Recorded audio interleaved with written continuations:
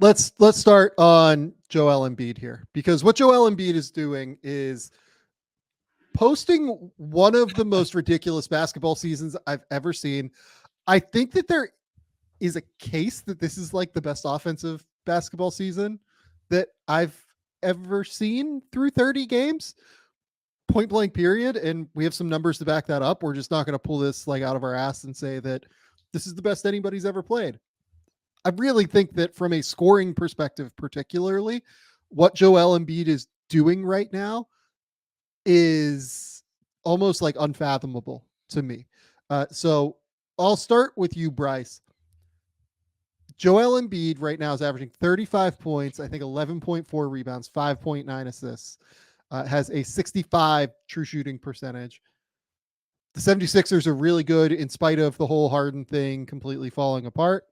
Obviously, a big reason for that is the emergence of Tyrese Maxey, but above all and beyond everything else, it's very clearly that Joel Embiid is a historic basketball player that is capable of leading them to such lofty heights at this point.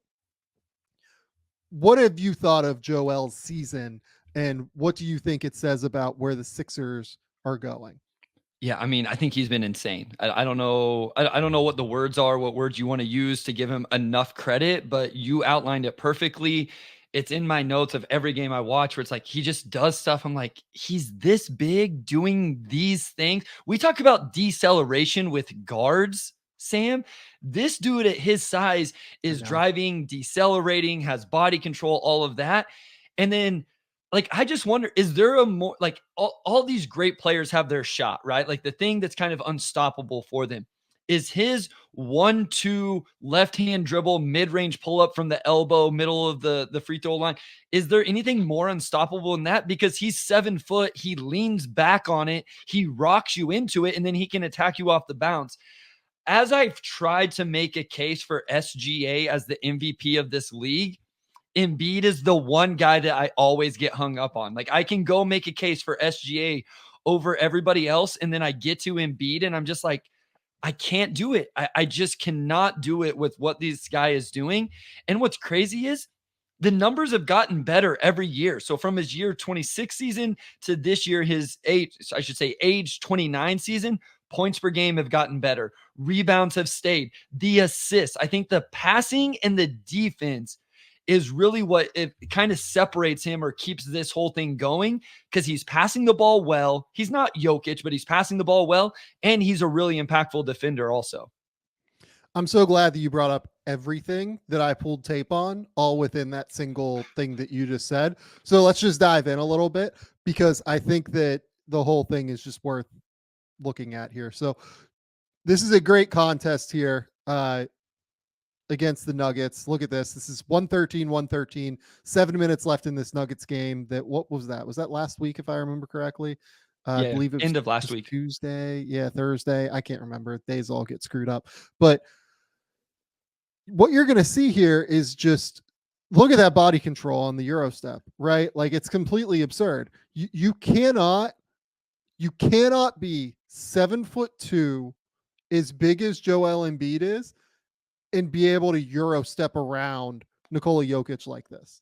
This blows my mind. Like this completely blows my mind in terms of the deceleration here. It does not make sense to me. No, what he's doing here does not it does not compute to me, being able to do that. It was Tuesday, just so it's the body control, it's the balance, it's the deceleration, and it just, I have this exact play in my notes. I mean, we're on the same wavelength here. He's second. I called this secondary transition. He's going full speed, Sam. And then at his size, it looks like he's going to go draw a foul. Like, I think that's what the defender thinks, is he's going to just go like bully into him. But instead, he's able to slow down right here where you have it pause, decelerate, cover ground with the Euro step, and then finish. The body control for being 7'2", legitimately, what do we think Joel is? He's got to be 285, 290, something like that. Being able to be that big, being able to decelerate like this, it's insane. It does not, it just doesn't make sense to me in any way. And by the way, again, this is a huge spot in this game. 7 minutes left, tie game, right? Then I think it's like 2 possessions later, maybe 1 possession later. Next thing, the thing that the Sixers, above all, if you go and look at the Maxi breakdown that I did after like 2 weeks of the season or so, breaking down his breakout this season, the thing that I said was that the 76ers are relentlessly going to these empty side actions, right? Be it just empty side ball screens or some sort of like weird dribble handoffy, like kind of almost, it's almost like pistol-y action in terms of like being like a 5 out. Typically you run like pistol with like it's like a 21 action, but because Joel is such a incredible like 5 out player, just like perimeter player, you get the same kind of impact here that you would in such a play. So, here he's just going to reject this dribble handoff.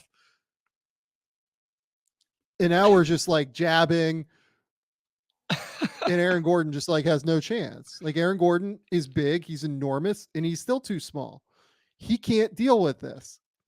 Well, watch jabs. Gordon's. Here's the thing. Watch Gordon's reaction when Embiid jab steps every time. And that tells you how hard he is to guard.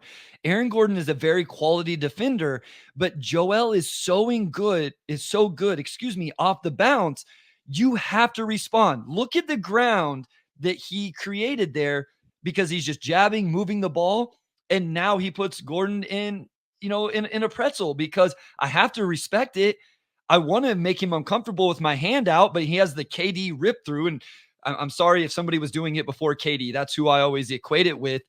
And then he has the body control and the touch and everything else to make this jump shot right inside the 3-point line. This isn't even on the elbow, Sam. He makes it and goes to the free throw line. Yeah, you can just watch Aaron Gordon. And Aaron Gordon, again, has never made an all defense team. That kind of defender, I think. Yeah. Maybe just like the slight tier below that will stop him from making that kind of team at some point. But watch his left foot every single time that Joel jab steps. Look at that. Drops way back, right? He creates that little separation there. Then he tries to crawl back up into him. It's just ridiculous. Every single time. You get one, drops it. Second jab, slide backward. It's absurd. And then once he gets that little rip through, it's done. I think this is literally the next possession down the court again for Joel, right? And now, directs Tyrese in terms of the empty side action here. Lets him know what he wants. Lets him know, hey, if you go empty side, they might try to trap you here, right? With how deep Jokic is playing off of me. So just get me this ball back. Jab, 3, bang. I mean, okay, for our listeners, you need to update the score because the Euro step happened 113-113. And we need to update the score then after the Euro step in transition, the and one deep mid-range jumper, and now the empty side.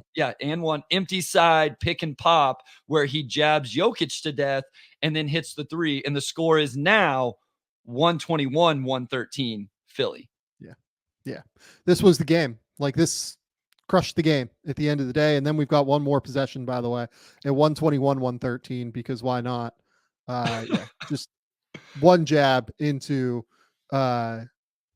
absolutely ridiculous shot here. This is a 10-0 run for Joel Embiid. 10-0 run where he was just unstoppable. No matter what they did, they had no chance. Then we've got like the creative stuff here, like this against the Magic. I mean, like, what are we doing here?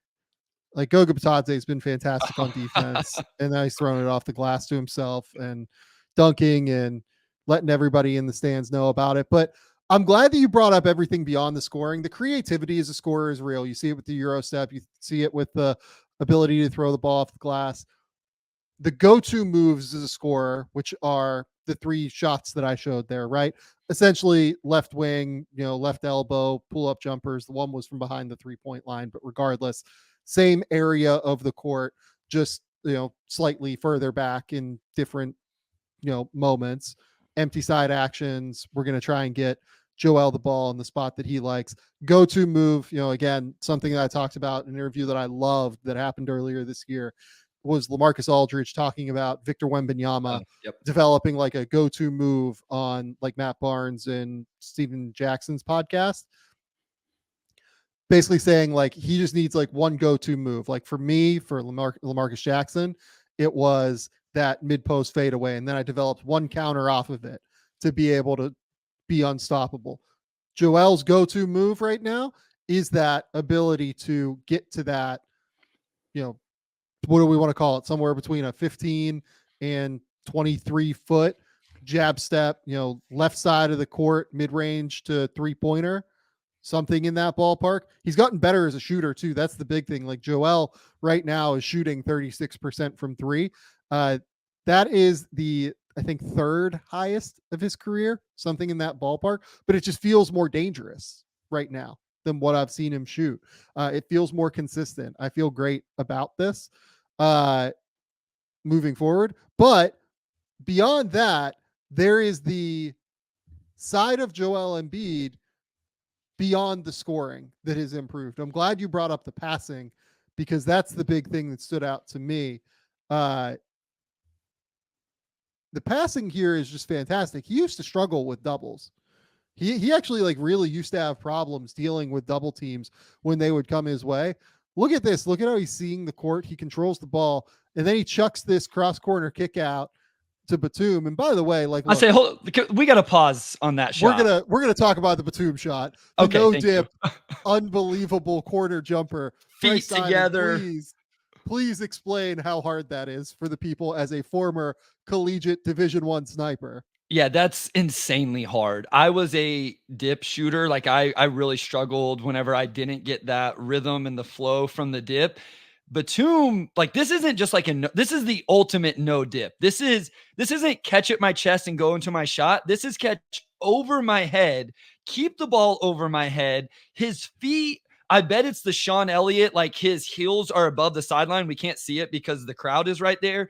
His balance isn't even necessarily correct. Like this is one of the tougher catch and shoot corner three-pointers you will see in a basketball game. That is insanely difficult in terms of non-move. I don't think there's a tougher shot in terms of a non-movement three-point attempt than that right there. That's unbelievable.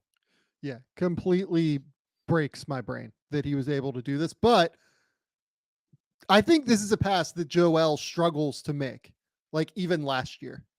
This is not a pass that he drills consistently, even as recently as last season. We're looking at a Joel Embiid that's averaging 6 assists per game right now. And it's because he sees these things when he gets doubled now. He's taking fewer disastrous shots to me, it feels like, when I watch him. And this is a great example of it. The passing is real. The playmaking is real. Every time I see him, I'm like, okay, I think you're going to make the right decision. Whereas before, I thought that you might try to drive into a crowd and, get fouled. And sometimes you might get fouled because you're the best foul drawer in the NBA. Another piece of his skill set that I did not pull clips of. Joel is the best foul drawer in the NBA. And you can talk about some of the, complaints people have about his foul drawing, but I don't care, kind of. Like I get that like some of it can be grifty, but he has been very open about the fact that like this is a guy that struggled with injuries and he's been taught how to fall and like how to try to avoid injuries by falling and by not like collapsing his lower half underneath like his enormous upper half. So when people kind of talk about that, it kind of drives me crazy a little bit. So I'm okay if people want to bring it up, but I think they're different conversations. If we want to have the aesthetics conversation, we can have that. Like there are certain players in the NBA I enjoy watching play, and there are certain players I don't enjoy watching play as much. But how he draws fouls, how he falls on the ground, those type of things do not matter in the context of the conversation we are having right now in terms of the type of season he's having, his greatness this season, his MVP candidacy this season. Getting to the free throw line is getting to the free throw line. I don't care what it looks like. I don't care if he's getting a good whistle, he's getting a good whistle. If it's because the officials like him, if it's because he complains, if it's because he doesn't complain, at the end of the day, it's all part of the game, and he's figured it out. So I'm okay if people want to talk about that stuff, but let's not do it in the context of how good he is as a player. If you just want to talk aesthetics of watching a game, that's a different conversation. Yeah, and then the final piece of it is the defensive piece, where I think he's been terrific this season again. Joel, I think, goes up and down a little bit defensively sometimes. There are moments where he's utterly elite. I think particularly in the regular season, he is pretty consistently elite. Some of the ball screen defense in the playoffs, I think, can be exploited with the right kind of player. Trae Young, back in the, 2021 playoffs, I think proved that occasionally he can be beat in the playoffs. But at the end of the day, this is a dude that is still enormous. And I think the biggest thing he does is actually like dissuade drives. So like I grabbed this one from Jalen Green, right? Like Jalen Green not having a great season. Let's be clear. But just watch. This is a very high ball screen. Joel is just sitting here waiting for him on his drive.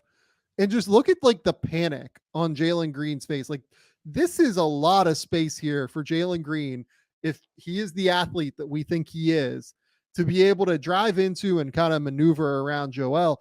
And it just kind of looks like he panics, right? Like you're going to see here, he's going to pick up his dribble way early on this little dig here by Batum. Good job by Batum, providing that little dig. But it just looks like he panics, and he panics because Joel is standing right there. Like Joel being in the middle of the paint here as Jalen tries to survey everything that's happening. And look, like I think on some level you can complain about the spacing for the Rockets on this possession. I didn't think it was great. Like you would hope that somebody's going to be like in the left corner here as opposed to, up on the wing or like even closer to the top of the key right into Şengün's driving area. I think it's way too early of a lift. But at the same token, like this is just the fear that Joel creates as a rim protector. He has been fantastic this season as a rim protector. He's averaging 2 blocks per game, but more than that, it's the shots that he does not have. He does not allow, essentially. He does not give up in the paint. So everything I've seen from Joel this year has been outstanding. I love everything that he's done on the court. Yeah, I'm glad you brought that up.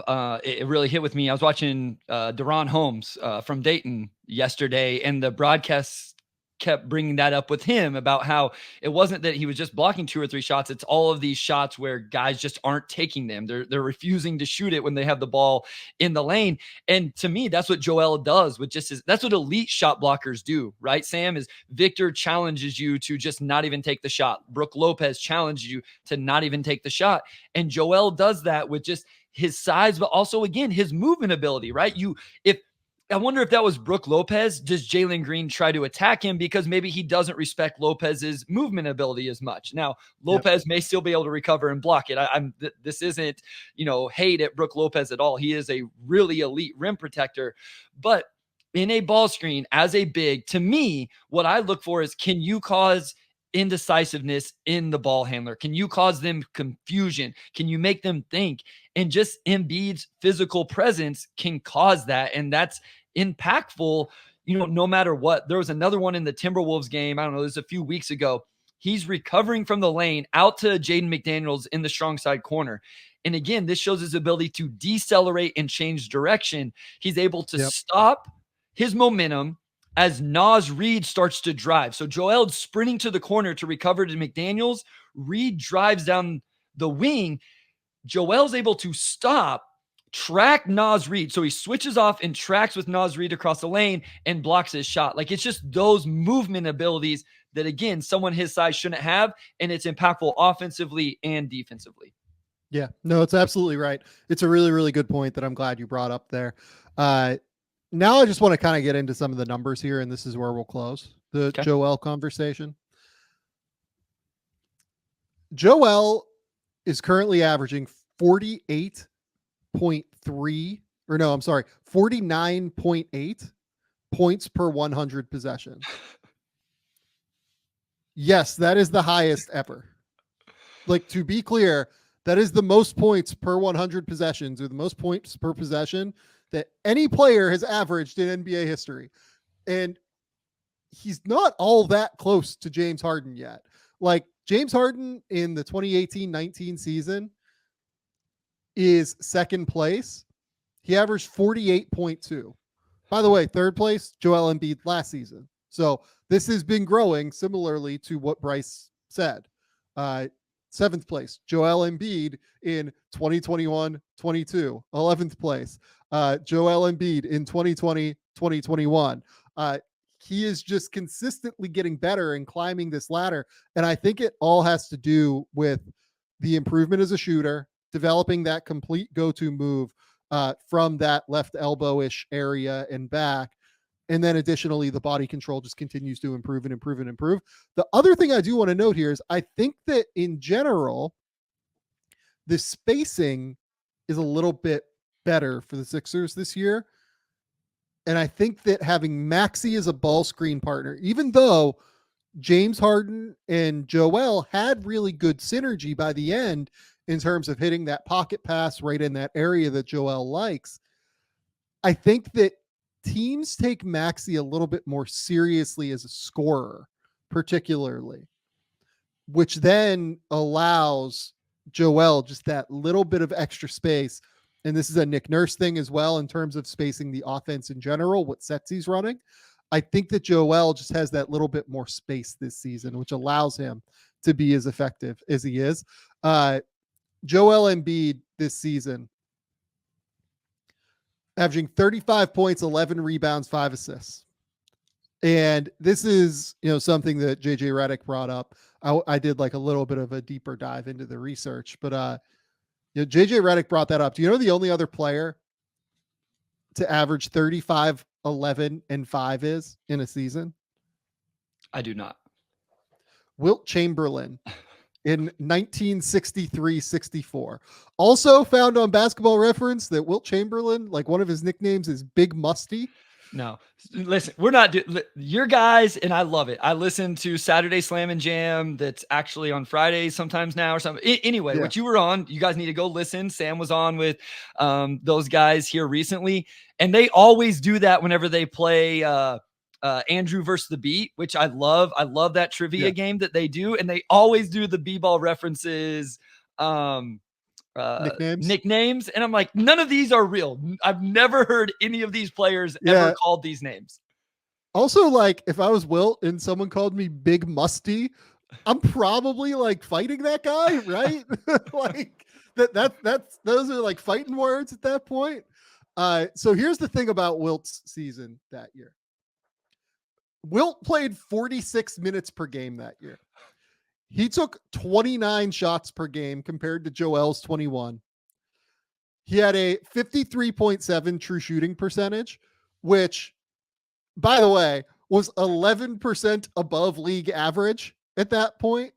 A 53.7 true shooting percentage, because, again, seriously, if you want evidence that spacing is so critical and important to offensive execution, back when they didn't have a 3-point line, Wilt Chamberlain's 53.7 true shooting percentage was 11% above league average. True shooting percentage was below 50%. It's like above 58% this season. By the way, Joel Embiid, he's at 64.9 right now. His true shooting percentage is about 12% above league average this season. So he has been absolutely outstanding in terms of his efficiency. So slightly more efficient. But back then, teams took like 99 shots per game and took, I think it's like 35 free throws per game. Teams now take like in the 70s in terms of field goal attempts and 23 free throws per game. That's why the per possession numbers are so different when you see that, like, oh my God, Wilt Chamberlain averaged 48 points and 22 rebounds in a season. Like, oh my God. The game was just so drastically different back then. And you can say that, like, in some respect, Wilt had it potentially a little bit harder in terms of spacing and in terms of having guys like rake down on his shot all the time and having more of a crowd to manage on the interior defensively. also didn't have as much size to deal with on Yep. the interior. There's a lot of give and take when you start to compare eras of basketball, but undeniably what Joel is doing this season is on par with everything we've seen from the greatest big man seasons in NBA history. I'm doing awards. I'm glad you brought up Andrew Schlecht. I'm doing awards with Andrew on this show later this week, our midseason awards. We did the quarter season awards earlier this year. Embiid to me is like the clear MVP right now. I look, I've tried to do it with Jokic. I had Jokic at number one at the quarter mark. I think that Shea has a very real case for sure. It's Embiid.